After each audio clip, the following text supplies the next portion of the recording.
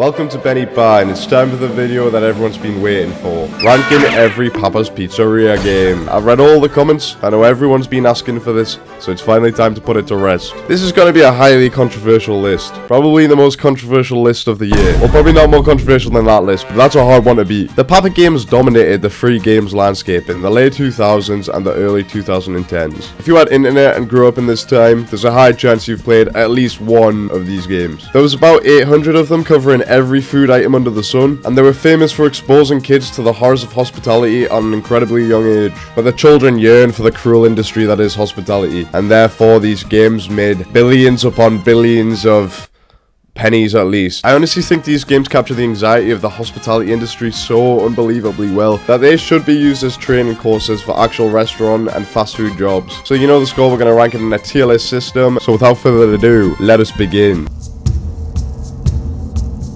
In the dawn of time, 2004, two great things entered the world. Myself and Flipline Studios, the creators of the Papa games. But I created Minions Warzone as my first ever YouTube video in 2020, so you tell me which was more influential.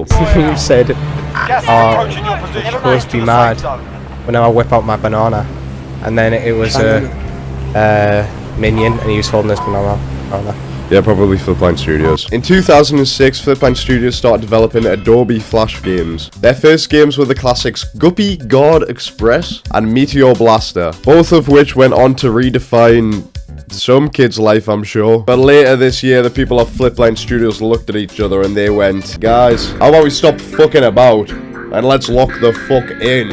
And boy did they. They went on to create Papa Louie, When Pizzas Attack, marking the first known appearance of cult hero and soon-to-be villain, Papa Louie, the most Italian man since Mario to have no links to Italy whatsoever. However, this game was a side-scroller and wasn't all that popular, so we discredited it immediately. It's not making the list, so don't get attached. But the people at Flipline like money, and they looked at each other once again and went, you know what kids yearn for? I don't know, my kids don't speak to me, they hate me. Jeremy, you're a terrible father. They yearn to work for a capitalist corporate overlord for very little in return. Let's give them what they want. And I hate to say it, but they were completely right. We begin with the first and probably most popular in the series, Papa's Pizzeria. People love pizza, and it has kept Italy in business for countless years. Without pizza, the world would have turned on them ages ago. Trust me. In this game, you play as Roy, a minimum wage worker who falls into one of Papa's classic traps, leaving on an adventure to go fight some pizzas or some shit. I don't know what this guy does. He's a psychopath. You can't keep track of him. He puts you in charge of the restaurant, though. You're gonna have to get used to this little maneuver because he pulls it every single time. For no extra pay, and presumably no praise to accompany this, Roy decides to do it for some reason, which is the most accurate representation of a defeated minimum wage worker's mentality that I have ever seen. Yeah, you want me to run the business for you for an undefined time period, for what might be a month, might be a year, for very little in return, almost possibly very definitely nothing. Sure. And as we see in this intro, Roy's about to face his toughest challenge yet, an obese American who's queued for opening time. I'm assuming this takes place in America due to the lack of trade union interference. If this took place in any other country in the world, I feel like the trade unions would have got involved by this point. But in a place like America, yeah, I could see this happening. So top right, we have the setup of dreams. You've got the topping station, the baking station, and the cutting station. And no, the cutting station isn't where Roy goes after a rush on a Saturday lunchtime.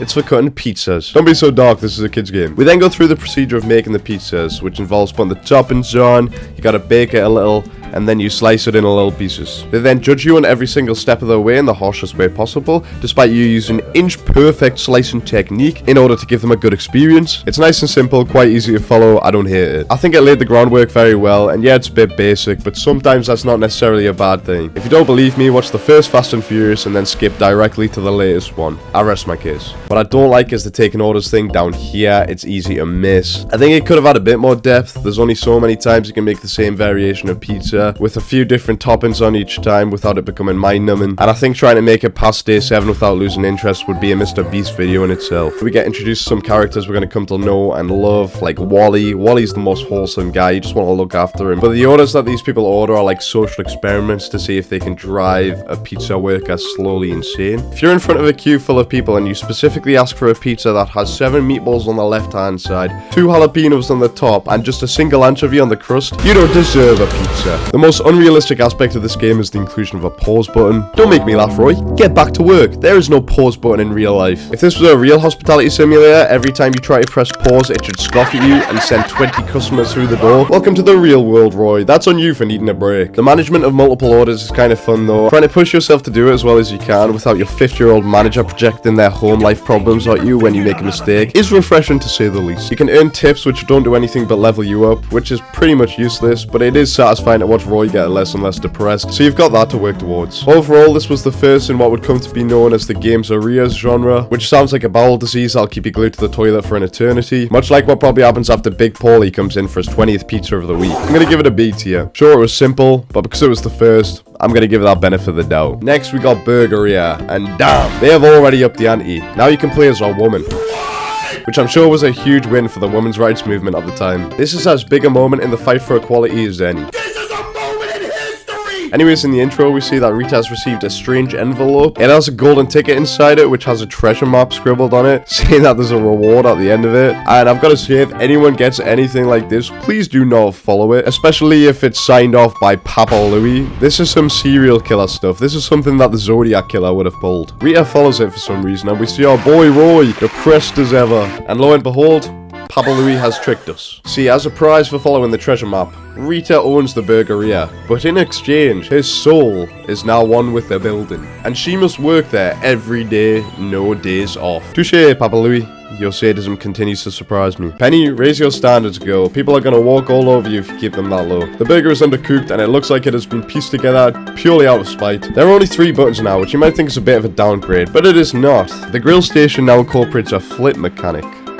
The build station is also way more fun. You can drop them down like you constructed a masterpiece, and they still all want it in a certain order, like you can't have a pickle above a lettuce.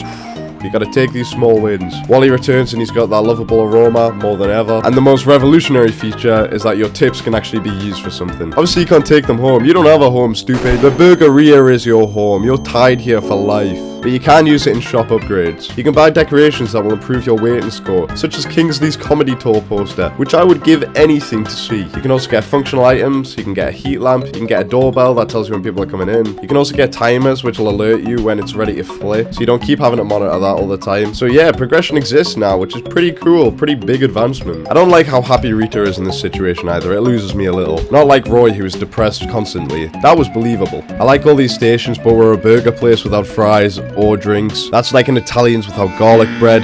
You need to have garlic bread, Italian. Stop not putting garlic bread with your Italian meals. It tightropes the line perfectly without being too stressful and also being entertaining enough to keep engaged. It's a very good iteration, especially for the second one. I'm gonna put it in A tier. In Taco Meow, we follow Papa's next victim. This can either be Maggie or Mitch. We find that he's tricked by Papa in the form of a taco eating competition against none other than Kingsley the comedian. But who's laughing now, Kingsley, buddy? Probably not your doctor.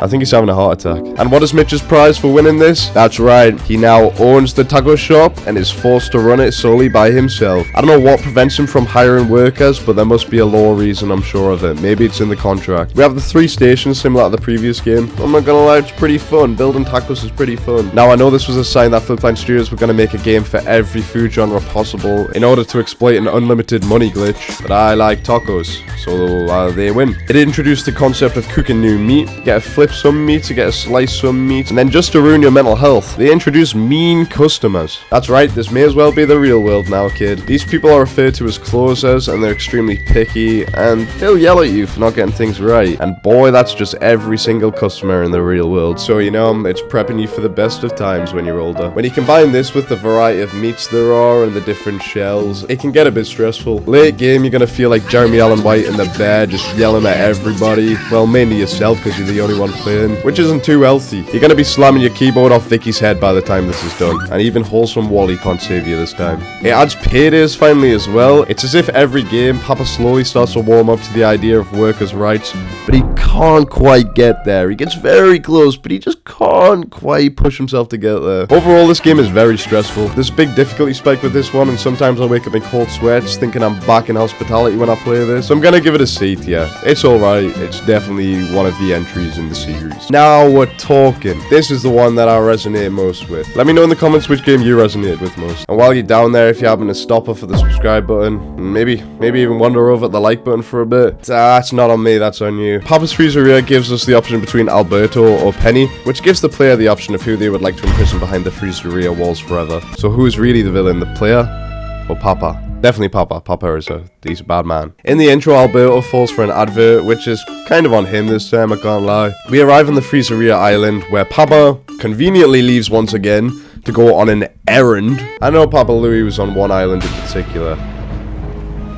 but I just can't quite prove it. Obviously, we're left in charge, and whoa, what is all that? This is way too much. There's way too much stuff going on. Pull yourself together, Alberto. There is no time to contemplate what is happening. It's not actually that complicated, and in my opinion, it's a lot more fun than it actually looks. You've got the build station, the mix station, and the top station?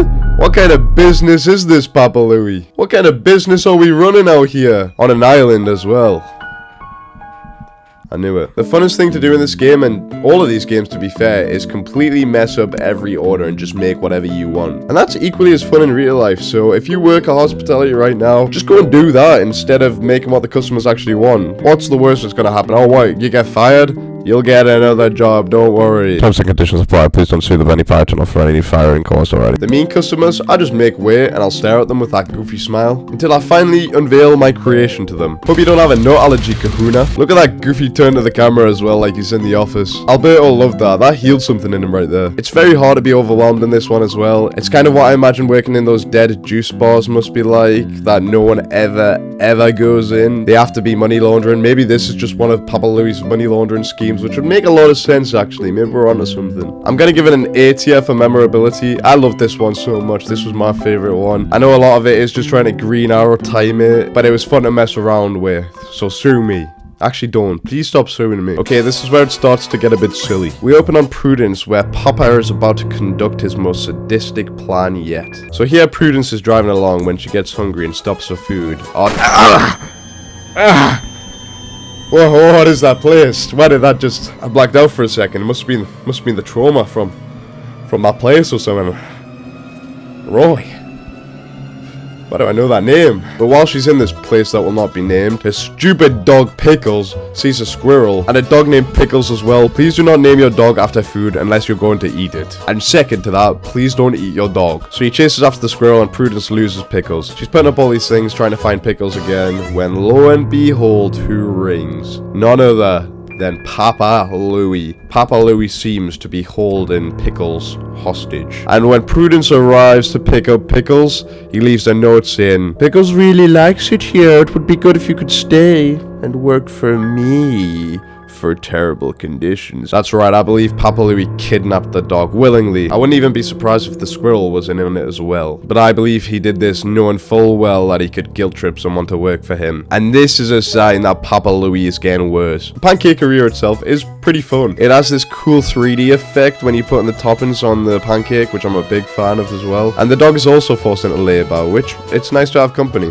But I think the flipping pancake system is annoying for when it goes orange. I feel like it could have been more fun, especially for a pancake flipping system. Like, imagine if you could actually like flip the pan and you could try and time it. There's a good variety of unlockables. You can get French toast, waffles, and for the first time and only time, you can unlock another station at rank 15. On this one, you get actual drinks. Oh my god. The lore deepens. People actually drink in this universe. I just assumed that they were unable to. There's a parade system now, which stays for the rest of the games, which shows every character you've ever met and kind of shows them off to you, which is cool. I don't know why they put such emphasis on the characters that you save in the shop, but they're trying to create their own universe, I guess. I'm gonna give it an A tier. Not necessarily revolutionary, but it was very good. Papa's Wingeria is the most exciting one yet. More revolutionary than the wheel. You can create your own custom worker. That's right, people. You might not think this is a lot, but for a franchise that changes very little from game to game, you've got to hold on to these little things. So as we see here, our hero Nigel is approached by our old friend Papa. He's also accompanied by Jojo. No, not Siwa. Jojo the gambling guy. It gives you a ticket to Starlight City and offers you a spin on this ominously placed slot machine. After spinning it, Nigel believes he has won. His life is now servitude for the Wingeria. I don't know how the phone call goes to Nigel's last place of work, explaining how he can't come back because he now owns this Wingeria due to this sequence of events, but I wish him luck with it. I think for a lot of people, Wingeria is one of the most iconic ones. It's got very fun systems. I like actually having to count the wings, and tossing the sauce is kind of fun as well. That's not a euphemism, by the way. It sounds awful when I put it like that. Look at these sauce pot physics as well. You don't get that in AAA games nowadays. I actually think this is one of the better games, and you can mess around a lot. 5 billion wings. Don't forget the dip. One dip. That'll do. Hey, if you're gonna exploit me, Papa, I'm gonna use all of your stock. There's nothing you can do about it. Also, James is gonna get salmonella. They were all cooking for 1 second's top. I finally understand why they call these games the Gameserias. Papa's Pizzeria, Papa's Burgeria, Papa's Wingeria. After all this undercooked food, the only outcome is Papa's diarrhea. Or something like that. There's a lot of customization. You can buy clothes now, which is, you know, that's a fun addition. I feel like all the previous ideas are epitomized pretty well here, but the building of the chicken itself, especially the sauce station, is pretty boring and lackluster compared to the previous games. There's not a lot of depth to it, so I am going to knock it down for that, and I'm going to put it in B tier. I know that's pretty controversial to the die-hard fans of the series, so have a chicken wing on the house. Here we find Taylor, who was trying to get a season ticket for his local team. He messes it up, but Papa senses his weakness, and at this point, I'm fully convinced that Papa Louie is an allegory for the devil. He always appears at your most vulnerable or when you really want something, and he'll offer you this job. Like a contract. He offers Taylor a job at the Hot Doggeria inside the stadium, and if he works there, he can see every single game. But there's a price. Everyone always wants a hot dog consistently, and there's a game every single day. Please, Gaffer, give these players a rest. The hot dog making process is pretty basic. You got the old flipping out the grill, and they try to add some variety with the pop station, where you make drinks and give them some popcorn, but it's very simple and pretty lackluster. And Jesus, Taylor, use a toilet or something. I cannot believe it. Well, who am I to judge? Let's feed it to the customers at least. See what they think. Not a big fan. A swing and a miss. I don't think this is a very good iteration, and to save on time, I'm not going to go too in-depth as to why, but I'm going to give it a C tier. The reason can be the character Scooter rides a skateboard, which is the kind of cruel, twisted irony that Papa Louie loves. F tier. Now, this is the best part of the game, seeing Roy again, and it's the most awful intro so far. James crashes into the company car that Roy is driving, just after they bought the Cupcakeria as well. And in return for Roy's years of servitude to Papa Louie fires him and strips him of his uniform, giving it to James and making James work to pay off the car. The job that he didn't even want, he'd stripped away from him like it's nothing, in a complete act of cruelty. Shame on you. For this alone, it's an F tier, but the gameplay itself is also not too great. You have to make 2 cupcakes per customer, and that might not seem like a lot, but when you have to pick the casing, you have to do the batter, which is different for both of them, you have to do different toppings on each of them, it's far too much, and this is what I mean about it getting too complicated. The only good part is doing the icing. When you put it around a little, that feels satisfying. F tier. Papa's Pastaria has a wholesome beginning. These 2 old people are getting married, and Utah is invited to the wedding. The only room available in this town, however, is in Papa's Pastaria. And Utah doesn't check the terms and conditions, which in this universe is a crime punishable by death. And lo and behold, bam, your life is now Papa's. Pastaria has the most restaurant-y, chefy kind of feel. The cooking is way more complicated than the other ones. Not that much actually, but you gotta like, you know, it's pasta cooking, you know, how complicated it gonna be. You can shake the pasta drainer as a little gimmick, that's a bit fun, but they refer to spaghetti as noodles, and that upsets me greatly. This is in Italians, and you're calling them noodles instead of spaghetti. This is a pastaria. Don't take the mick. I actually enjoy the structure of this more than most of the games, and at rank 2 you unlock the best feature so far. You can actually hire another worker. I don't quite believe it. I don't know why Utah is the first one to think of this game-changing concept, but boy am I happy she did. The guests can sit in a dining area and you can hire Dino to take their order. You don't understand how much this changes the game. You're finally a functioning restaurant. At least I thought that would be the case. It turns out that this is merely an add-on. People still come to the window to order their pastaria, and now you just have Dino coming to the window to bark orders at you. So it actually makes it worse. It doesn't make it better. Of course, the most important station in this game is the garlic bread station. And as the old adage goes, an Italian without garlic bread is like a Minecraft YouTuber without criminal convictions. It just wouldn't make sense. B tier. It's a decent entry. I'm also going to do something drastic while we're here at the tier list. I'm going to drop Pizzeria down to C tier. Yeah, I know that's probably pretty controversial. What am I doing going back? But I promise this is the only time I'll do it. Because after all these quality of life updates, I'm remembering how awful it was in the first one. So I'm going to have to drop it down. I'm sorry. In Papa's Donuteria, which... awful, terrible name. We can play a scooter who rides a skateboard.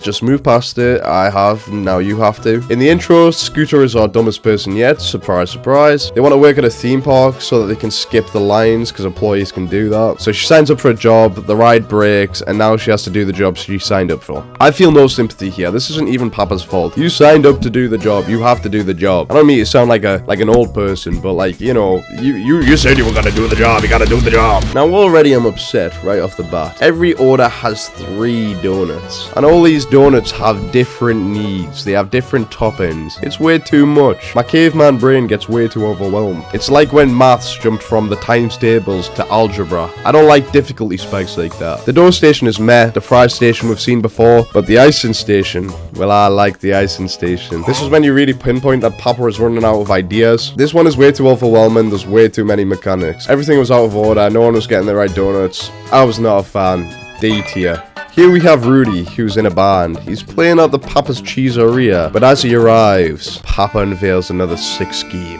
As we all know by now, Papa seems to be the leader of some kind of criminal enterprise, the Bakeria, if you will. We can only assume that one of his goons, not that type of goon, come on, stay with me, steals Rudy's instruments, which is detrimental, and like clockwork, Papa is there to offer a solution. You can buy new instruments, Rudy, but you'll have to earn money from me, Big Papa. And there we go. Another soul damned. As you can see, we've got a little bit more of a complicated system. Oh my god, that's Roy. Oh my god, I can't believe it. Roy's alive, and my boy, he's smiling. I never thought Roy was capable of this. He's been released from his mortal servitude to Papa, so that means there's a way out. You have no idea what this means for the Paparia workers' rights movement. There is hope. He's even happy with a burnt toastie. This man is just happy to be outdoors. But his institutionalism still brings him back to a Paparia franchise. He will never truly escape. The cheese toastie making is good. There's a lot of depth to it. As a cheese toastie connoisseur myself, I enjoy the craft of toastie making. And this game does a good job delivering the feel and experience. But of all the games to add a fry station, you choose the cheese toastie making one. Everybody knows you serve crisps with a cheese toastie, preferably Tyrell's cheese and onion, but if none of them are available, we'll settle for any kind of ready salted. This one was definitely calling to me. Not much is different either, apart from a specials board, like you get different specials per day, but other than that, it's kind of the same, but this toastie making process, it's a lot more fun. Overall, this one was good, and I'm gonna put it in A tier. In this one, Cecilia is told she's going to be working at a dance studio, but when she turns up, surprise, surprise, it's closed down. And who is there to pounce on the vulnerable once again? That's right, Papa Louie. And in his kind heart of hearts, he offers her a job at Papa's Bakeria. My theory here is that Papa's Bakeria forced the dance studio to close, maybe threatened the owner or something, I'm thinking. By doing this, they knew that Cecilia would be left jobless and desperate for a job, and then pounced on her when available. Now at first I thought I wasn't going to like this one because of how the tickets look. Very cluttered, not very good at all, looks a lot of complicated, but it's actually one of the simpler ones in the new entries. Putting toppings on the pie is a bit finicky. You've got the outer rings, inner rings, you've got to really keep alert on that kind of stuff, and it takes quite a while. Filling up the pie is kind of just pressing a button, not much to it, and then letting it bake is just, yeah, the waiting game. You can unlock customer outfits for the first time in this one. Like, customers can come in with different outfits if you get certain stickers, which I'm sure someone cares about somewhere. Overall, it's more of the same, but definitely not as interesting as the ones that came before. And for that, I'm putting in C tier, just middle of the road. I had high hopes for Papa's Susheria. It seemed like the most unique iteration so far, and it was celebrating 10 years of Papa's exploitation of vulnerable workers. So, it was bound to be a success. You can play as Matt, who looks like every co-worker who sleeps with a body pillow of an anime character that looks suspiciously young. We start on Matt's unlucky day, and no, it's not his disco DMs getting exposed with his so-called kitten whiskers. It's a tour of Susheria, and while he's there, what I assume happens is that Papa Louie hires a sniper off screen to snipe this statue while Matt's walking past it, as a threat or a warning of sorts that Matt has to work at the restaurant. and so Matt does. The sushi making itself is underwhelming. It doesn't really make sense. Maybe I should have listened more in the training, but who actually does that during training? How the rice cooking doesn't really work. Like, am I meant to take it out of the green, or am I meant to take it out of the yellow? Like, which one is it? The actual putting things inside the sushi is very confusing, and cutting it up suffers from a depth of field issue where you can't really tell where you are placing things because it's in like a sideways, like diagonal fashion. If it was top down cooking mama style, you wouldn't have this issue, and I don't get why they didn't just go for that. You can also make boba tea in a quick time event, which isn't that great, and boba tea personally I'm not a big fan of, I'm gonna say it. But when drinks start to incorporate gimmicks, I don't like it. The rice cake things are also in a Vichy logo, which is a nice touch, I guess. Overall, it's okay, but it's too hard to build, and the rice takes too long to cook. I'm gonna put it in D tier. We now enter our final game, Papa's Scooperia, where Papa's debauchery will finally come to a satisfying end. Our story begins on Coily, which is definitely a name you can have. She's looking for a place to stay when she suspiciously meets a man who looks a lot like Papa Louie. Maybe it's the mustache, I don't know. And he offers a place to stay, but little does she know, the place is actually Papa's Scooperia, and by sleeping a night there, she now works for Papa Louie. Papa claims to know nothing about this, but Coily is wiser than this. She knows he's lying, and she will be his undoing. Scooperia is the last in the franchise apart from the mobile games, but no one played them, so we're not going to acknowledge their existence. And what a way to end it. The mean customers now act as bosses where they order large sundaes, which shows that every game franchise eventually becomes Dark Souls. Nothing is safe. Every station is not too overwhelming. You've got a good level of depth, and I'm gonna give it an A tier. I probably could go more in depth on it, but I feel like I've said everything I want to say about these games. But what of Papa Louie? Well, I'm glad you asked. After Coily left Scooperia in 2020, she contacted all the previous employees from the previous games. Together they compiled the case of the century, exposing Papa Louie for his crimes. This was huge at the time, and it culminated in Adobe Flash shutting down. This was all because of Papa Louie. Please don't look that up, I'm telling you the truth. Papa Louie was arrested and forced to make mobile games. All's well that ends well. And that's it for this video. Please come again if you enjoyed, and I hope to see you next time. Farewell.